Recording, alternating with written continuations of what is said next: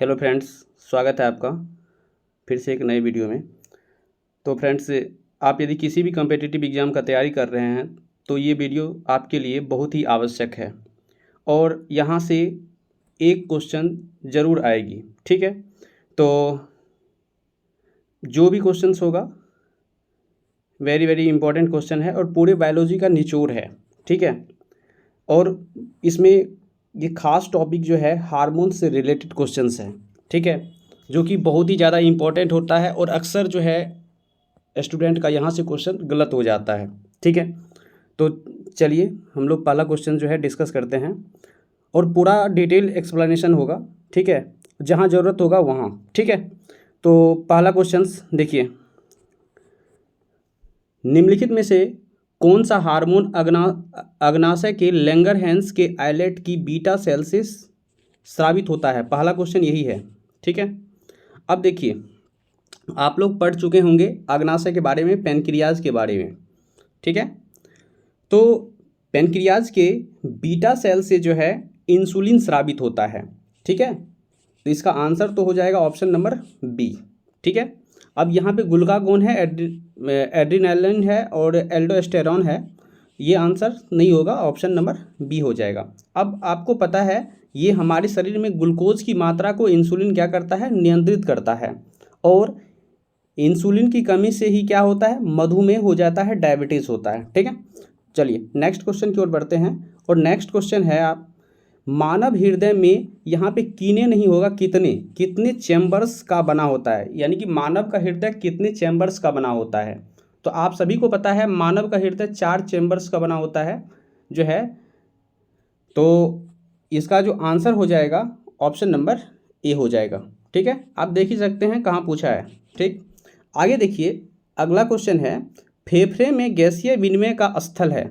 आप जवाब दीजिए, ट्रैक्यूल्स, ब्रोंकियोल्स, पल्मोनरी सिराएं या एल्वियोलाई, बताइए। तो इसका जो आंसर हो जाएगा ऑप्शन नंबर डी हो जाएगा, एल्वियोलाई। ठीक है, चलिए नेक्स्ट ये क्वेश्चन देखिए, रक्त में शर्करा की स्तर सामान्यतया प्रदर्शित किया जाता है। देखिए पहला ऑप्शन को ध्यान से पढ़िए, mmHg के रूप में। अब यहाँ पे mmHg आप कहाँ पे देखते होंगे, जब आप बीपी मेजर करवाते हैं तो वहाँ पे 120/80 mmHg लिखा हुआ रहता है। तो ये तो ऑप्शन होगा नहीं, ऑप्शन नंबर ए छट गया। आगे देखिए, मिलीग्राम प्रति डेसीलीटर के रूप में। देखिए या ऑप्शन नंबर सी पढ़िए, पार्ट्स प्रति मिलियन के रूप में, ग्राम प्रति लीटर के रूप में। इसका जो आंसर होगा ऑप्शन नंबर बी होगा, मिलीग्राम प्रति डेसीलीटर के रूप में जो है हम लोग रक्त में शर्करा के स्तर, शर्करा का मतलब ग्लूकोज की स्तर को जो है हम क्या करते हैं, मेजर करने का काम करते हैं। ठीक है, नेक्स्ट क्वेश्चन है, महिला सेक्स हार्मोन है। अब देखिए, महिला सेक्स हार्मोन और पुरुष सेक्स हार्मोन। ठीक है, तो महिला सेक्स हार्मोन में जो है जैसे कि एस्ट्रोजन है यहाँ पे, और एंड्रोजन, इंसुलिन, ऑक्सीटॉक्सिन। ठीक है, अब देखिए ये सभी हार्मोन्स ही है, लेकिन आपको पूछा है महिला सेक्स हार्मोन के बारे में। ठीक है, तो महिला सेक्स हार्मोन जो है ऑप्शन नंबर ए देखिए, एस्ट्रोजन जो है महिला सेक्स हार्मोन है, जबकि एंड्रोजन जो है पुरुष सेक्स हार्मोन है। ठीक है, इंसुलिन तो आपको पता ही है, ऑक्सीटॉक्सिन पता ही है। ठीक है, नेक्स्ट क्वेश्चन है, शरीर का तापमान नियंत्रित करता है, मेडुला, थैलेमस, हाइपोथैलेमस, सेरिबेलम। तो देखिए इसका जो आंसर हो जाएगा हाइपोथैलेमस। शरीर का तापमान नियंत्रित करने वाला कौन है, हाइपोथैलेमस। ठीक है, नेक्स्ट देखिए, ये क्वेश्चन भी यहाँ से आपको सीखने के लिए मिलेगा। देखिए, इलेक्ट्रोएन्सेफेलोग्राम, जिसको हम लोग शॉर्ट में बोलते हैं EEG, निम्न में से किसकी निगरानी के लिए उपयोग होता है? EEG, इलेक्ट्रोएन्सेफेलोग्राम। तो देखिए, हृदय, यकृत, अग्नाशय, मस्तिष्क। तो देखिए EEG का प्रयोग जो हम लोग करते हैं तो ये हो जाएगा किसकी निगरानी के लिए, तो मस्तिष्क, लेकिन यहीं पे लिखा हुआ रहेगा ईसीजी। ईसीजी हम लोग कराते हैं हृदय के परीक्षण के लिए, ठीक है। तो इसका आंसर ऑप्शन नंबर डी हो जाएगा, ठीक है। कहाँ पूछा है? बीपीएससी में पूछ चुका है 2018 में, ठीक है। नेक्स्ट क्वेश्चन है, अब देखिए ये क्वेश्चन अभी तक कोई ऐसा एग्जाम नहीं होगा, वनडे एग्जाम, जिसमें ये क्वेश्चन नहीं पूछा गया होगा, ठीक है। जैसे देखिए मानव शरीर में होता है लगभग 70% पानी, 20 to 70% पानी, 10 to 20% या 30 to 40% पानी। तो आप सभी को पता होगा, ठीक है। वैसे यदि 65 to 70% वाटर जो है मानव बॉडी में होता है, ठीक है। तो ऑप्शन नंबर ए ही हो जाएगा इसका आंसर। नेक्स्ट, अब देखिए यहाँ पे क्वेश्चन नंबर 9 है, मानव तंत्र में इंसुलिन किसका चयापचय या इसको देखिए मेटाबॉलिज्म नियंत्रित करता है? इंसुलिन देखिए, इंसुलिन शर्करा की मात्रा को नियंत्रित करने का काम करता है। अब ऑप्शन को पढ़िए, वसा, कार्बोहाइड्रेट, प्रोटीन, न्यूक्लिक अम्ल। ऑप्शन नंबर ई है उपर्युक्त में से कोई नहीं, उपर्युक्त एक से अधिक। तो देखिए ग्लूकोज जो है एक प्रकार का क्या है? कार्बोहाइड्रेट है। तो इसका आंसर क्या हो जाएगा? Option number B. Next question है, देखिए निम्नलिखित में कौन सा हार्मोन स्तन ग्रंथियों से दुग्ध का स्राव होने में भूमिका निभाता है? ये भी क्वेश्चन बहुत इंपॉर्टेंट है। देखिए एड्रेनालिन, थायरॉक्सिन, प्रोजेस्टेरॉन, ऑक्सीटॉसिन, ठीक है। ऑक्सीटॉसिन जो है ये हार्मोन जो है स्तन ग्रंथियों से दुग्ध स्राव में क्या निभाता है? भूमिका निभाता है। तो ऑप्शन नंबर डी हो जाएगा इसका आंसर, ठीक है। नेक्स्ट क्वेश्चन देखिए क्या है, मानव मस्तिष्क के बारे में निम्नलिखित कथनों पर विचार कीजिए। मस्तिष्क हृदय गति को नियंत्रित रखने के लिए उत्तरदायी है या शरीर में संतुलन के लिए उत्तरदायी है? देखिए मस्तिष्क का कार्य आपको पूछ रहा है आखिर क्या है, ठीक है। मस्तिष्क हृदय गति को नियंत्रित करने के लिए उत्तरदायी है, बिल्कुल सही है ये। यह शरीर के संतुलन के लिए उत्तरदायी है, ये भी सही है। तो ऑप्शन नंबर ए 1 और 2 दोनों सही है। तो आप देखिए कूट से आपको जवाब देना है, केवल 1 सही, केवल 2 सही है, 1 और 2 दोनों सही, या ना तो 1 ना तो 2। तो इसका जो आंसर हो जाएगा ऑप्शन नंबर सी, दोनों सही है, ठीक है। नेक्स्ट क्वेश्चन की ओर बढ़ते हैं। नेक्स्ट क्वेश्चन देखिए क्या है, क्वेश्चन नंबर 12, मानव शरीर में पाचन का अधिकांश भाग किस अंग में संपन्न होता है? देखिए पाचन यदि पूछेगा आपको डाइजेशन कहाँ से शुरू होता है, तो हमारे मुख से ही डाइजेशन शुरू हो जाता है, ठीक है। और डाइजेशन से मुख में जो डाइजेशन होता है वो कार्बोहाइड्रेट का होता है, ठीक है। अब देखिए मुख से शुरू होता है, लेकिन अंतिम रूप से हमारे भोजन जो पचता है वो छोटी आंत में। अब छोटी आंत 3 भागों में बटा होता है, और 3 भागों में जो है जेजुनम, उसके बाद जो है देखिए इलियम भी इसका ही भाग है, ठीक है। तो आप जो है यहाँ पे देखिए ऑप्शन क्या है, मानव शरीर में पाचन अधिकांश भाग किस अंग में संपन्न होता है? तो पेनक्रियाज, ये तो पेनक्रियाज तो ऑप्शन होगा नहीं। बड़ी आंत, ये भी नहीं होगा, बड़ी आंत में पाचन नहीं होता है। बड़ी आंत में भोजन से पानी का जो रेस्ट पानी बच गया उसका अवशोषण हो जाता है, वाटर का एब्जॉर्प्शन होता है कहाँ से? बड़ी आंत में, ठीक है। आमाशय नहीं, आमाशय भी नहीं होगा। तो आंसर क्या हो जाएगा? छोटी आंत। अब देखिए छोटी आंत में भी इलियम वाले भाग में जो है अधिक भोजन का पाचन यानी कि पूर्ण पाचन हो जाता है, और यहीं पे जो है रसांकुर पाया जाता है, जिसके द्वारा पचे हुए भोजन का जो भी पोषक तत्व हमारे शरीर में है उसका क्या हो जाता है? अवशोषण हो जाता है, ठीक है। चलिए नेक्स्ट क्वेश्चन की ओर बढ़ते हैं। नेक्स्ट क्वेश्चन है, खट्टे स्वाद के लिए कोशिकाएं जिह्वा के किस भाग में होती है? अब देखिए जिह्वा को अलग अलग भाग में देखिए वैसे हमारे जिह्वा पे अनेक स्वाद कलिकाएं होती है, लेकिन इसको अलग अलग भाग में बांटा गया है। इस आधार पे आपको बताना है जो खट्टे स्वाद के लिए कोशिकाएं जिह्वा के किस भाग में होती है। तो या आप याद रखेंगे पार्श्व भाग में जो है ये होता है, ठीक है।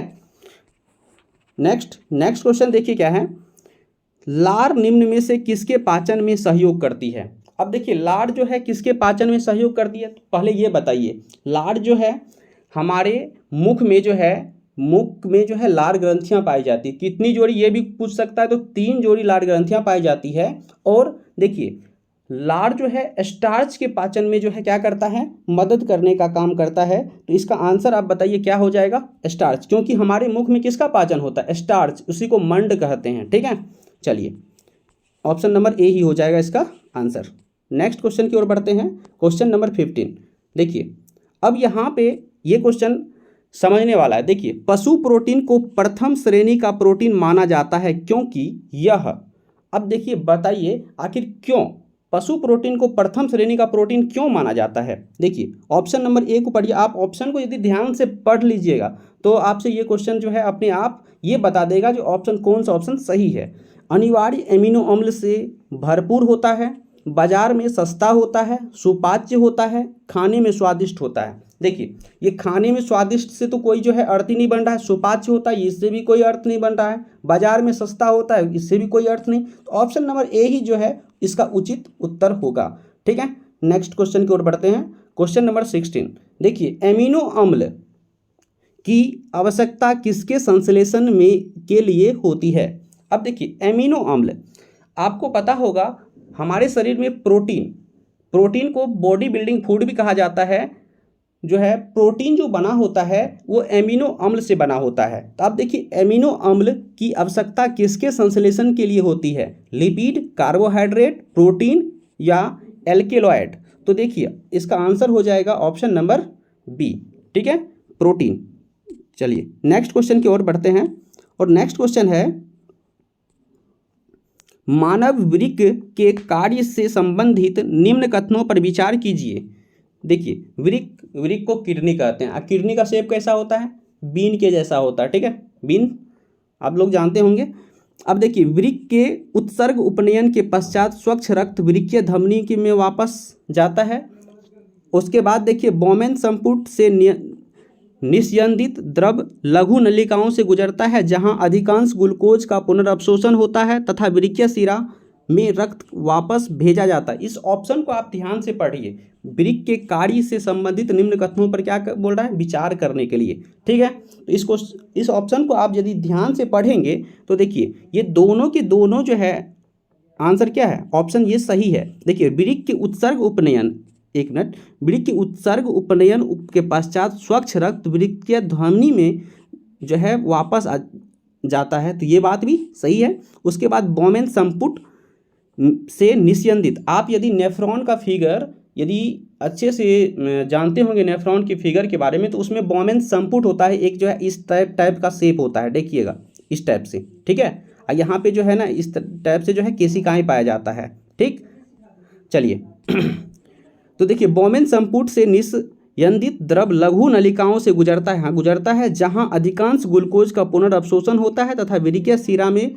रक्त के वापस भेजा जाता है। तो ये आंसर क्या हो जाएगा, सही। चलिए नेक्स्ट क्वेश्चन की ओर देखिए तो दोनों सही है, तो इसका ऑप्शन हो जाएगा ऑप्शन नंबर सी। तो चलिए नेक्स्ट क्वेश्चन की ओर बढ़ते हैं।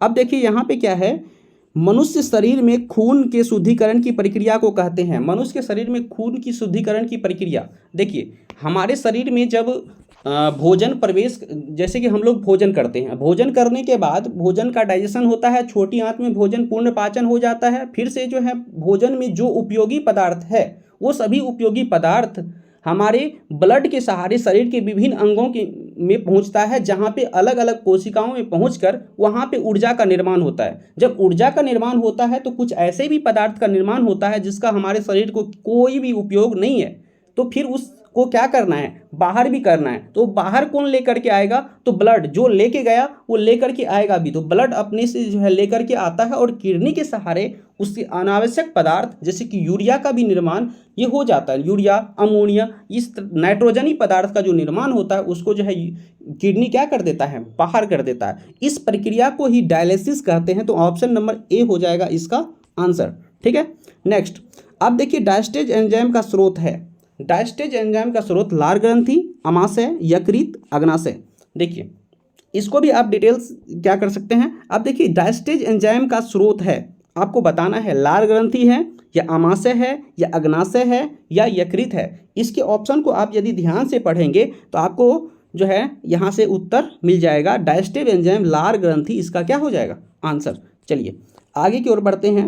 अब देखिए पीत का स्रोत क्या है, पीत का स्रोत क्या है।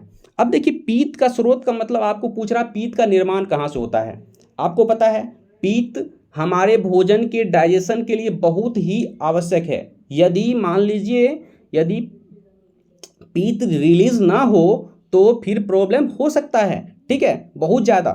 अब देखिए पीत का जो स्रोत है यकृत है, यानी कि पीत का निर्माण यकृत से होता है। और हाँ, मानव शरीर का सबसे बड़ा ग्रंथि कौन सा, यकृत है, मानव शरीर का सबसे बड़ा ग्रंथि। अब देखिए पीत का निर्माण तो ये यकृत कर देता है। और देखिए एक फैक्ट और याद रखिएगा, जो इस यकृत को जो है मानव शरीर का जो है रासायन कारखाना भी आप बोल सकते हैं, यानी कि सभी केमिकल चीज़ जो है यहाँ पे होता है, ठीक है। अब आगे देखिए ये रक्त यकृत तो पीत का निर्माण कर देता है, लेकिन पीत को निर्माण करने के बाद अपने पास रखता नहीं है, ये आकर के जमा होता है कहाँ पे, गॉल ब्लैडर, जिसको हम लोग पित्ताशय कहते हैं, ठीक है। चलिए आगे की ओर बढ़ते हैं। यूरिया किस में संश्लेषित होता है। अब अभी तुरंत आपको बताए हैं यूरिया का संश्लेषण जो होता है वो किसके द्वारा होता है, आप लोग खुद बोलिए। यकृत, फेफड़ों, प्लीहा, वृक्क। तो देखिए इसका जो आंसर हो जाएगा वो क्या हो जाएगा, वृक्क, गुर्दा, जिसको इंग्लिश में किडनी कहते हैं, ठीक है। हिंदी नाम कभी कभी दे देगा और आप जो है ना आप जो है परेशानी में आ जाइएगा, इसलिए इसके इंग्लिश नाम और हिंदी दोनों को याद रखना, क्योंकि आपके पास जब क्वेश्चन आएगा तो दोनों आएगा, हिंदी और इंग्लिश में, आप दोनों में देख करके उसका उत्तर टिक कर सकते हैं, ठीक है। चलिए आगे की ओर बढ़ते हैं। आगे की देखिए अगला क्वेश्चन नंबर 22 पे हम लोग आ गए हैं। देखिए 22 नंबर क्वेश्चन क्या कहता है। देखिए मानव जठर में प्रोटीन पाचन के लिए उत्तरदायी अनुकूलतम परिवेश है। मानव जठर में प्रोटीन का पाचन के लिए उत्तरदायी अनुकूलतम परिवेश है। अब देखिए यहाँ पे ध्यान दीजिए, क्षारीय, अम्लीय, उदासीन, बेसिक। देखिए जठर अब देखिए ये जठर जो है आमाशय की बात जब होगा, देखिए मानव जठर में प्रोटीन पाचन के लिए उत्तरदायी, तो अब जठर जो है, जठर रस भी आप सुने होंगे। आमाशय में HCl का क्या होता है, सिक्रिएशन होता है, स्राव होता है। और HCl आपको पता है स्ट्रॉन्ग एसिड है, जो है ये एक प्रकार का अम्ल है। तो इस क्या होगा, अम्लीय होगा कि क्षारीय होगा, आप खुद बताइए इसका आंसर क्या होगा, बताइए। तो क्योंकि ये जठर रस अम्लीय होता है तो ये हो जाएगा ऑप्शन नंबर बी। चलिए नेक्स्ट क्वेश्चन की ओर बढ़ते हैं। और नेक्स्ट क्वेश्चन देखिए क्या है, निम्न में से कौन सा सही है। शरीर में सारा रक्त किडनी के माध्यम से मिल जाता है। अब देखिए ऑप्शन को ध्यान से पढ़िएगा, जब भी इस टाइप से क्वेश्चन आए, क्वेश्चन बहुत इजी होता है, लेकिन हम लोग क्या करते हैं, क्वेश्चन को पढ़ते हैं और सही जल्दी में टिक कर देते हैं और गलत उत्तर लेकर के आ जाते हैं, फिर नेगेटिव हो जाता है। तो देखिए इस क्वेश्चन को हम लोग जब पढ़ेंगे तो शरीर में सारा रक्त किडनी के माध्यम से मिल जाता है। अब देखिए शरीर में सारा रक्त किडनी के माध्यम से मिल जाता है, ये उचित है कि सही है, आप लोग तय कीजिएगा। चलिए ऑप्शन नंबर हम बी पढ़ते हैं। शरीर में सारा रक्त किडनी के माध्यम से गुजरता है, शरीर में सारा रक्त किडनी के माध्यम से शुद्ध होता है, शरीर में सारा रक्त किडनी के माध्यम से बनता है। आप यदि चारों ऑप्शन को पढ़ेंगे तो आप इसमें से सबसे बेस्ट उत्तर खोजिए, ठीक है। अब देखिए यहाँ पे ये जो है शरीर में सारा रक्त किडनी के माध्यम से मिल जाता है, ये सही नहीं लग रहा है। शरीर में सारा रक्त किडनी के माध्यम से गुजरता है, ये भी ठीक नहीं लग रहा है। तो ऑप्शन नंबर इसके सी को यदि पढ़िएगा तो आपको शरीर में सारा रक्त किडनी के माध्यम से क्या होता है, शुद्ध होता है, ठीक है। चलिए ऑप्शन नंबर सी हो गया। देखिए क्वेश्चन नंबर 24 में देखिए वृक्क से प्रति मिनट औसत रक्त प्रवाह होता है। देखिए ये क्वेश्चन जो है आपको फैक्ट वाला है, आपको क्या करना पड़ेगा, याद रखना पड़ेगा। वृक्क से प्रति मिनट यानी कि 1 मिनट में औसत रक्त का प्रवाह होता है। तो आप देखिए कितना का होता है, तो इस फैक्ट आपको याद रखिएगा, ठीक है। आपको यदि याद है तो कमेंट बॉक्स में बताइए, ठीक है। देखिए इसका हो जाएगा आंसर जो हो जाएगा 1200 सीसी हो जाएगा, ठीक है। तो आप याद रखिएगा 1200 सीसी 24 नंबर का, ठीक है। नेक्स्ट बढ़ते हैं। चलिए क्वेश्चन नंबर 25। देखिए निम्नलिखित में से कौन मानव गुर्दे का सामान्य कार्य है। मानव गुर्दे का सामान्य कार्य है रक्त में जल की मात्रा का नियंत्रण। गुर्दा कहे तो किडनी, याद रखिएगा, गुर्दा मतलब किडनी, और एक होता है गुदा। तो देखिए गुदा जो है वो पाचन तंत्र का अंतिम भाग है, जबकि यहाँ पे गुर्दे की बात कर रहा है, गुर्दे का मतलब किडनी, ध्यान रखिएगा, दोनों में कंफ्यूज नहीं होना है। देखिए रक्त में जल की मात्रा नियंत्रण, जल की मात्रा का नियंत्रण, रक्त में शर्करा की मात्रा का नियंत्रण, यूरिया को छानकर बाहर निकालना, कई हार्मोनों का स्रवण करना। देखिए इसमें से कौन सा सही नहीं है, आपको जवाब देना है। तो देखिए रक्त में शर्करा की मात्रा का नियंत्रण किसके द्वारा होता है, आप लोगों को बता चुके हैं, इंसुलिन के द्वारा, ठीक है, जो कि बीटा सेल से निकलता है, पेनक्रियाज के बीटा सेल से। तो ये आंसर ऑप्शन नंबर बी क्या है, गलत है, गलत ही क्या होगा यहाँ पे, क्योंकि पूछा है नहीं, ठीक है। आप जब क्वेश्चन पढ़ते हैं तो क्वेश्चन को भी ध्यान से पढ़ना है, नहीं पूछा है कि हाँ पूछा है, ठीक है, यहाँ से भी क्वेश्चन गलत हो जाता है। चलिए आगे की ओर बढ़ते हैं और आगे अगला नंबर क्वेश्चन है, एंजाइम मूलतः क्या है। अब पूछा है एंजाइम क्या है, वसा है, प्रोटीन है, या शर्करा है, या विटामिन्स है। तो आप बताइए एंजाइम्स क्या है, ठीक है, इसका आप जवाब दे सकते हैं। एंजाइम्स क्या है, तो एंजाइम्स जो है एक प्रकार के क्या है, प्रोटीन है, ठीक है। तो ऑप्शन नंबर सी, ठीक है। चलिए देखिए ये कितने एग्जाम में पूछा है, एमपीपीसीएस में पूछा है, यूकेपीसीएस में पूछा है, उसके बाद देखिए यूकेपीसीएस में भी जो है 2 बार पूछ चुका है, यूपी लोअर सब मेंस में पूछा है 2013 में, तो बहुत बार ये क्वेश्चन पूछ चुका है। चलिए आगे अगला क्वेश्चन की ओर बढ़ते हैं। और ये जो भी हम क्वेश्चंस करवा रहे हैं ये सभी निचोड़ है, और यदि आप इसमें यदि सही कर पा रहे हैं इसका मतलब आपकी तैयारी बहुत ही अच्छा है, ठीक है। चलिए आगे की ओर हम लोग बढ़ते हैं। निम्नलिखित में से कौन सा एंजाइम ग्लूकोज को इथेनॉल में परिवर्तन करने को प्रेरित करता है। निम्नलिखित में से कौन सा एंजाइम ग्लूकोज को इथेनॉल में परिवर्तन, देखिए कितना अच्छा क्वेश्चन है, ठीक है। इस क्वेश्चन का जवाब आप लोग बताइए क्या होगा, जो है ग्लूकोज को इथेनॉल में परिवर्तन करने को प्रेरित करता है, जैमेज, इन्वर्टेज, उसके बाद माल्टेज, डायस्टेज। तो इसका आंसर आप बताइए, तो इसका आंसर हो जाएगा ऑप्शन नंबर ए, ठीक है। चलिए तो जैमेज हो जाएगा, ठीक है। नेक्स्ट क्वेश्चन की ओर बढ़ते हैं। नेक्स्ट क्वेश्चन देखिए, जैविक सिस्टम, लिविंग सिस्टम में रासायनिक क्रिया की प्रक्रिया को तेज करने में उत्तरदायी पदार्थ है। जैविक सिस्टम में रासायनिक क्रिया की प्रक्रिया को तेज, यानी कि तेज करना है, यदि जैविक सिस्टम में जो भी रासायनिक क्रिया हो रहा है उसको तेजी से करेंगे, तेजी से, जिस तरह से रासायनिक क्रिया में हम लोग उत्प्रेरक का प्रयोग करते हैं, कैटलिस्ट का प्रयोग करते हैं। अब आपको बताना है यहाँ पे जैविक सिस्टम में जो है रासायनिक क्रिया की प्रक्रिया को तेज करने के लिए, जो है कैटेलाइज करने के लिए जो है कौन सा पदार्थ उत्तरदायी होता है। आप बताइए बैक्टीरिया होता है कि डीएनए होता है कि प्रोटीन होता है कि जो है एंजाइम्स होता है। तो देखिए आप सभी को ऑप्शन पढ़ने के साथ ही आप लोगों को उत्तर मिल गया होगा। देखिए ये बीपीएससी में पूछ चुका है क्वेश्चन, ठीक है। तो चलिए ये ऑप्शन नंबर सी हो जाएगा इसका आंसर, ठीक है। ऑप्शन नंबर सी इसका आंसर हो जाएगा। नेक्स्ट क्वेश्चन की ओर हम लोग बढ़ते हैं। नेक्स्ट क्वेश्चन देखिए क्या है, लिपिड का पाचन निम्नलिखित में से कुछ की उपस्थिति में होता है। लिपिड्स का पाचन निम्नलिखित में से कुछ की उपस्थिति में होता है, पीत अम्ल, लाइपेज, पेप्सिन, ठीक है। चलिए इस क्वेश्चन का जवाब आप लोग जल्दी से दे दीजिए, ठीक है। बोलिए क्या होगा। तो लिपिड्स का जो पाचन होगा निम्नलिखित में से कुछ की उपस्थिति में होता है, तो किसकी उपस्थिति में होता है, पीत अम्ल और जो है लाइपेज, पीत अम्ल और लाइपेज, यही दोनों ऑप्शन ये जो है गलत है। तो ऑप्शन ये दोनों क्या है, सही है, 1 और 2, option number C. Next question की ओर बढ़ते हैं। चलिए नेक्स्ट क्वेश्चन है, मानव तंत्र में निम्नलिखित में से कौन सा पाचक एंजाइम नहीं है। मानव तंत्र में निम्नलिखित में से कौन सा पाचक एंजाइम नहीं है, ट्रिप्सिन, गैस्ट्रिन, टाइलिन, पेप्सिन। तो आप बताइए इसका जवाब, ठीक है। मानव तंत्र में निम्नलिखित में से कौन सा पाचक एंजाइम नहीं है, बताइए ट्रिप्सिन नहीं है, या गैस्ट्रिन नहीं है, कि पेप्सिन नहीं है, या टाइलिन नहीं है। टाइलिन तो आपको पता ही होगा है या नहीं है, आप बताइए। जो है ये गैस्ट्रिन दिख रहा है आपको, ये नहीं है, ये पाचक एंजाइम नहीं है, ठीक है। चलिए तो ऑप्शन नंबर बी हो गया 30 का। नेक्स्ट क्वेश्चन की ओर बढ़ते हैं। नेक्स्ट क्वेश्चन देखिए, क्वेश्चन नंबर 31, और ये लास्ट क्वेश्चन है आज इस वीडियो का, ठीक है।